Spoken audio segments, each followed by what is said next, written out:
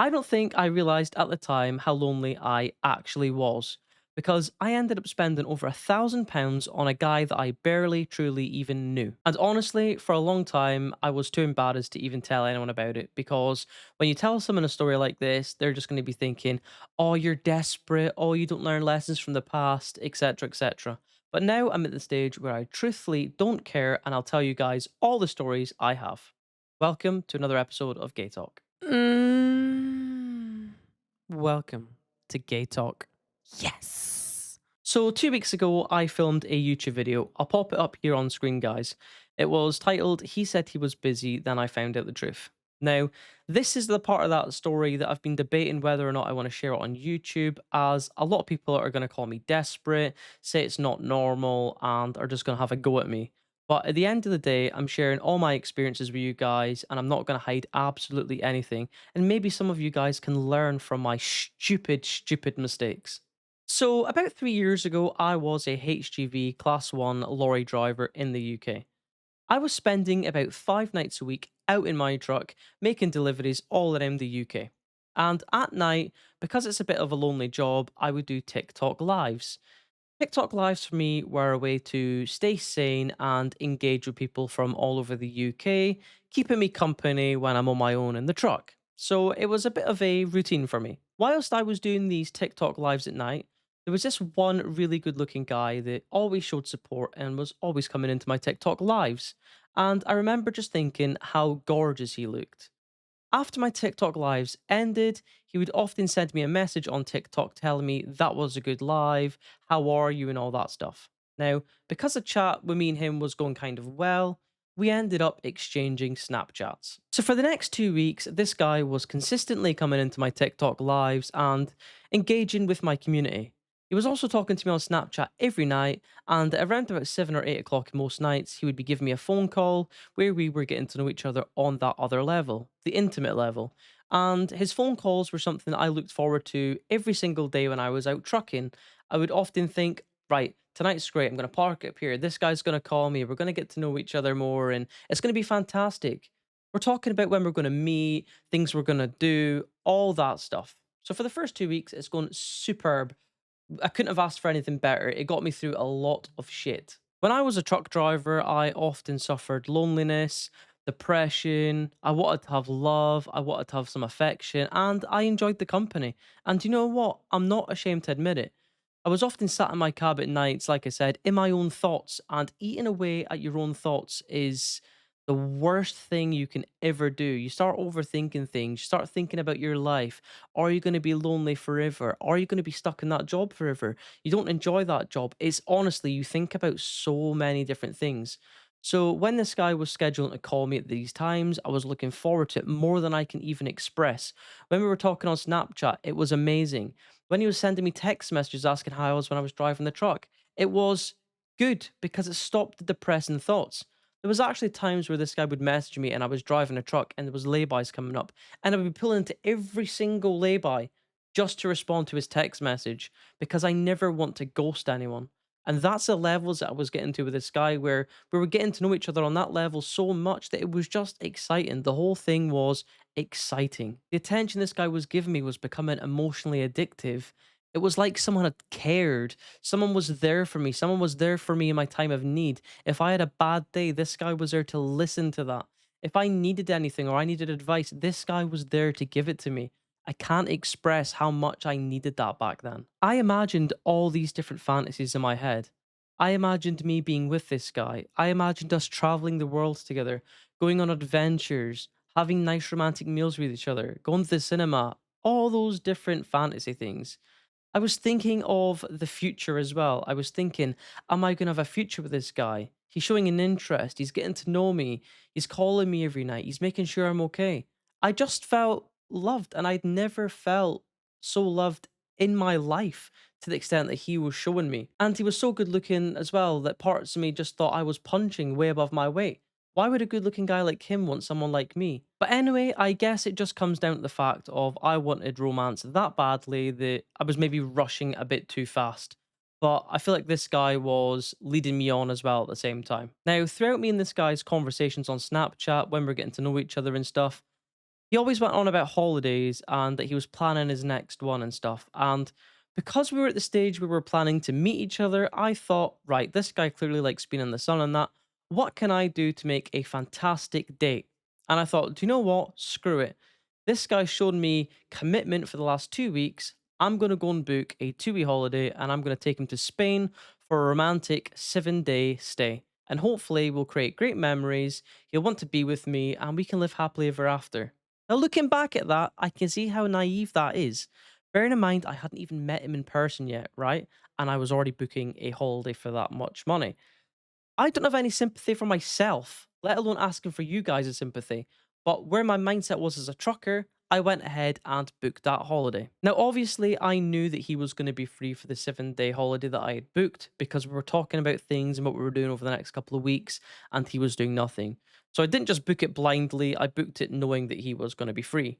And me, I'm bad at keeping secrets, so I kind of told him that I was planning to take him to Spain as a date. So, anyway, when I told him about Spain, he instantly got excited. He came straight on FaceTime, went on his laptop, and was looking at different attractions that we can go and see when we were there. He wanted me to hire this specific car. He wanted me to start spending more money on different things. And I mean, that should have set alarm bells in my head. But I wanted to make a date where this guy would be like, that guy's great. He treated me to this and the next thing, and have a memorable date at the same time. But in my head, this guy has helped my mental state. He's helped my mental health. And I feel like this guy deserves the best. So I start booking all these little things onto it, and it comes to over £1,000. But in my head, I'm just like, do you know what? You live once. This could potentially be a relationship out this, and even if not, it's probably going to be a good friendship at least. So I booked it all. So anyway, after we'd looked at all the attractions and knew we were going to go and visit, we had booked the car and we had booked the holiday. We started ending the FaceTime. He was wanting to go to his bed, and I was shattered. I had to go to my bed because it was up early the next day. So we ended the FaceTime. And that night, I felt amazing. I felt like I've now shown this guy that I'm committed. I want to take him away on a nice day. I want to treat him well. I'm grateful for everything he's done. I'm grateful for the way that he talks to me, the way he cares for me. And I just felt whole. I felt whole. I felt like now he knows that I'm serious about meeting him and stuff. Anyway, as the next week sort of comes on, our communication starts getting bad. We're not talking as much on Snapchat. Obviously, he's still looking forward to going on the holiday or whatnot, but the communications drop. He's using this excuse that he's busy all the time. And to be fair, I thought he was. But I kept getting notifications on my phone saying he was live on TikTok, so he was probably busy just doing his own TikTok live. Now, because he was busy, we weren't doing our nightly routine phone call, so that had stopped. That had obviously made me feel a little bit crap in myself. I didn't have that usual person to talk to at night. Our Snapchat communications, like I just said, they had stopped being as good as they were. He wasn't coming in much of my TikTok lives anymore. He wasn't talking to me on TikTok as much. But yet, any time that we did talk on Snapchat on the rare occasion, it was about the holiday. It wasn't about me anymore. It was just about the holiday. And deep down, I knew that if I went on this holiday with him, then he would probably just go on the holiday, come back, and we wouldn't talk to each other again. One night, I went into one of his TikTok lives and I saw him flirting with a woman. And at that point, I can't describe how I felt. I felt betrayed. I felt stupid. I hadn't met this guy. I felt naive. I felt angry that I just wasted all this money on buying a nice romantic date. I'd watched him for about 20 minutes on his TikTok live, flirting and all that stuff, and I'd commented saying hi. When I did, he went red and blocked me from seeing his live or whatnot. But yeah, at that point, it all hit home. How naive of me to book a holiday for someone that I hadn't even fucking met. I remember that night when I found out that he was obviously talking to other people that I was kind of crushed. I was emotional as it sounds cringy to even say this, but he was like my rock during a mental health crisis when I was depressed on the trucks. He was my rock. He was someone that got me out my shell, made me feel all happy and stuff. And again, I can't describe how much the phone calls meant to me and seeing his little cheeky face on my TikTok lives or hearing his voice at night, honestly. But I was crushed. I was emotional. I'm not going to lie. I cried so much that night. It was like, how cruel can people in this world actually be?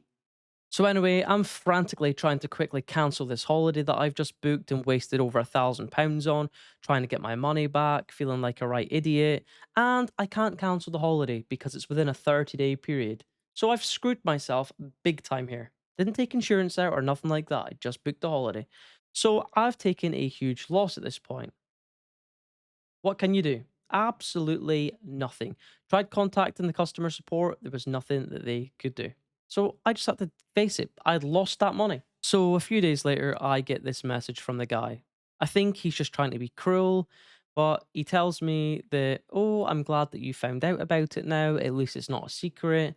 And he basically says that, oh, well, seeing how you're not coming on this holiday now, I'm just going to get the name changed and I'm going to take her on the holiday instead.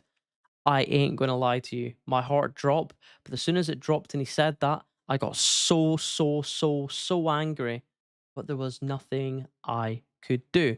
I could contact TUI. They would tell me that it's an issue between me and him, and I was stupid enough that I made him the lead passenger. So I screwed it. So he probably went on that £1,000 plus holiday that he had organized the car and all that stuff that I had paid for, and taking this girl on that holiday. I cannot describe the level of embarrassment I had after this. I had just booked a holiday for a guy that I had never, ever met. And I thought, oh, a relationship could come out of this. How naive was I? Honestly, if I could go back and give myself a kick up the backside when I was a trucker back then, I would. And do you know what? You guys watching this video are going to be saying, ooh, that's a red flag. He's cringy. And I mean, you'll be directing that at me because it is.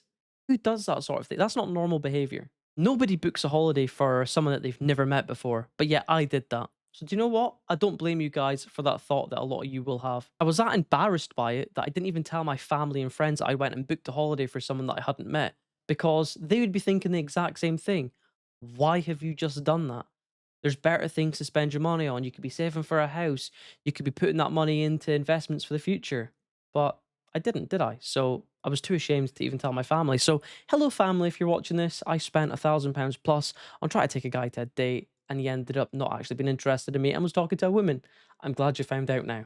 To this day, I still question myself on why I did that. And I guess I give myself answers to make myself feel better. You were lonely. You wanted love. You were in a bad mental state. All these different things. And I still don't kind of forgive myself for doing that to myself. So looking back now, I don't think that I was actually paying for a holiday. I was paying to feel like I mattered to somebody. I think that is what I've narrowed it down to. And it sucks to say that, but it's true.